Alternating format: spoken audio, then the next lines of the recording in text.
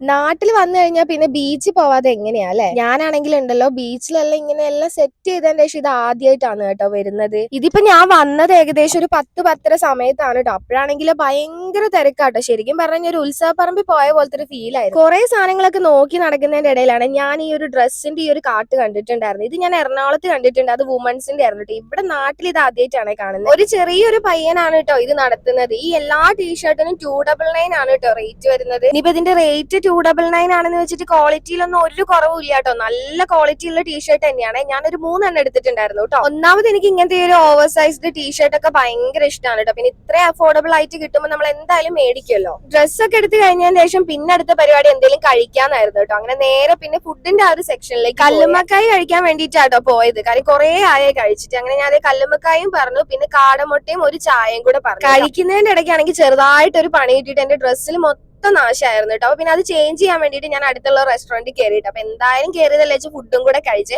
പിന്നെ ഈ ടീഷർട്ട് ഉണ്ടല്ലോ ഞാനിപ്പോ തൊട്ട് മുമ്പ് അവിടുന്ന് വാങ്ങിച്ചതായിരുന്നു കേട്ടോ. അങ്ങനെ ഫുഡൊക്കെ കഴിച്ച് നമ്മളിത് നേരെ വീട്ടിലേക്ക് പോവാണ്. ഇതാണ് കേട്ടോ നമ്മുടെ ഫറൂഖ് പാലം. അപ്പൊ ഇന്നത്തേക്ക് ഇത്രയുള്ളൂ. ബാക്കി എന്തായാലും നമുക്ക് അടുത്ത വീഡിയോ കാണാം.